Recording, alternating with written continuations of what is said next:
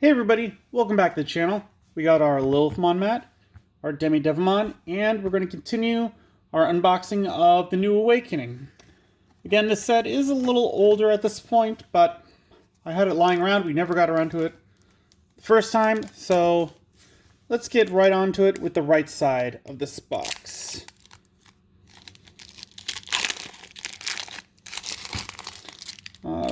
Still trying to pull the rares and stuff like that. So yeah, I'm hoping for some good pulls. I like the Fangmon. I like the diversity that they're giving us with the rookies and up. Like rookies, not so much because they're doing lots of VMons and things like that. Like they're keeping. I gotta like Digimon, but they're doing a lot of multiples, which works for some cases. We got Flame Dramon. He's a 5 play cost, a 3 Digivolution cost from Red, 5000 DP. He is dual color red-blue.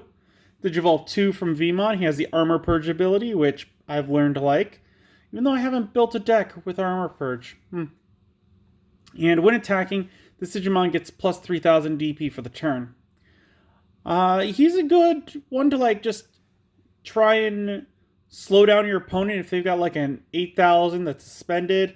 Just swing into it with your own 8000. The armor gets purged, but you'll keep the Vmon, so you're really only paying 1 resource to take out of there, like 3 if it's digivolved up from it. So he's alright. And we got Digmon, another armor purge. 5 play cost, 3 digivolution cost from green, 5000 DP, dual color green-yellow. Digivolve 2 from Armadillomon, has the Armor Purge. When attacking, one of your opponent's suspended Digimon gets minus 3000 DP for the turn. So again, this one could swing into an 8000 and trade out with it. So that's nice. Alternatively, like you could have him swing for security, and if he regardless of if it gets taken out or not, you give one of the other opponent's Digimon minus 3000, then you have one of your bigger guys take him out. So this one to me is a little more versatile than the Flame Dramon we pulled. Out of the two of them, I like that one a little bit better, especially because green is about suspending.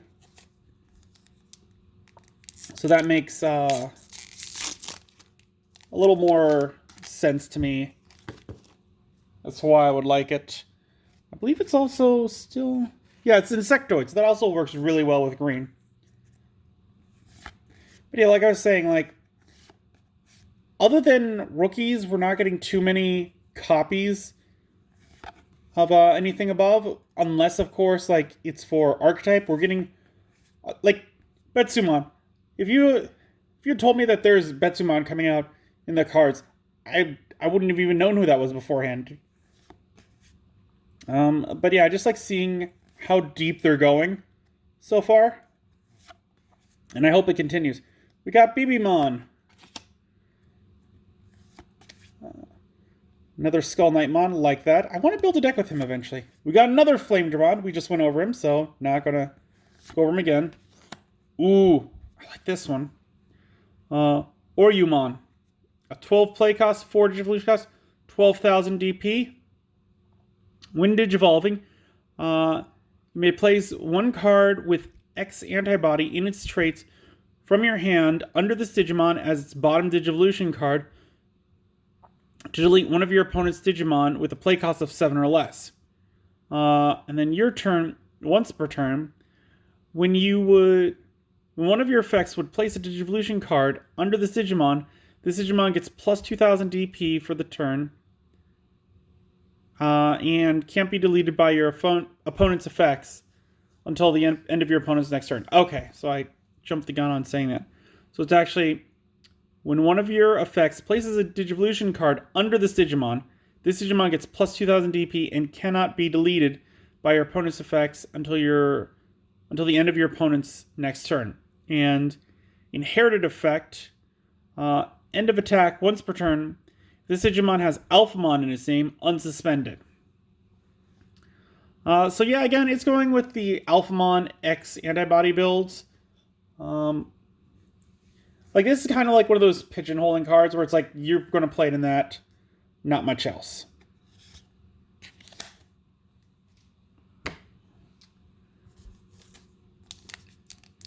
On to the next one. I mean, I feel like we're still in the early phases of Digimon as far as this is going. Because, like, it feels like early Yu-Gi-Oh! Where we don't have straight-up archetypes yet. Like, obviously, we've got archetypes in here, but that's because they're learning from the experience of older games.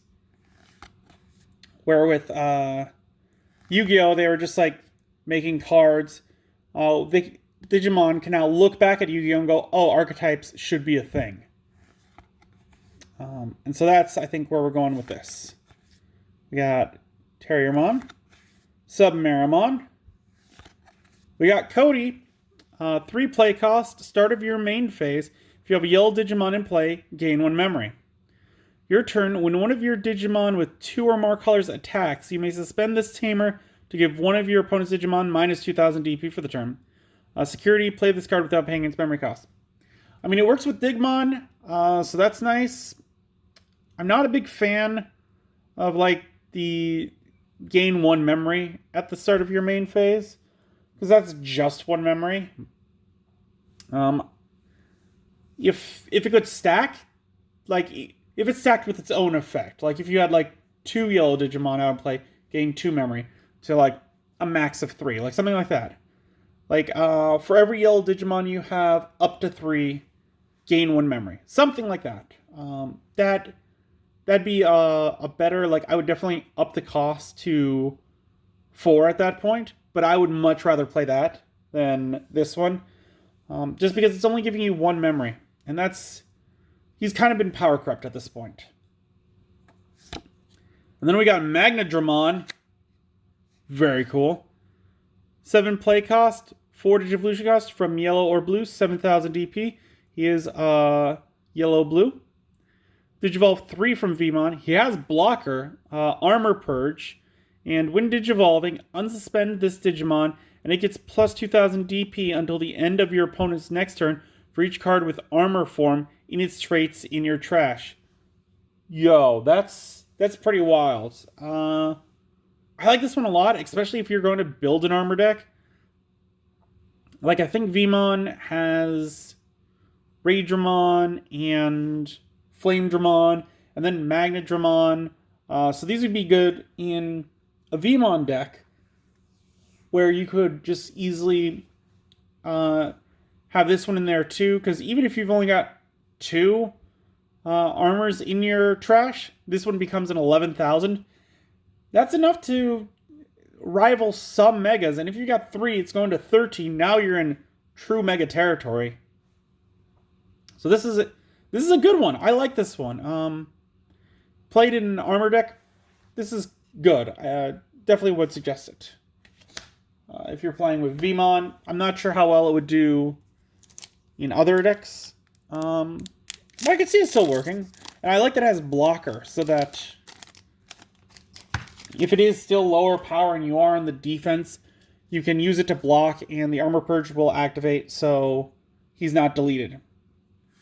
Gazamon, Electmon, Frozamon, Mist Memory Boost, Drill Mojimon, Kyukimon, Sibin Doken, Rasen Fury Mode, Nemekimon, Fremon,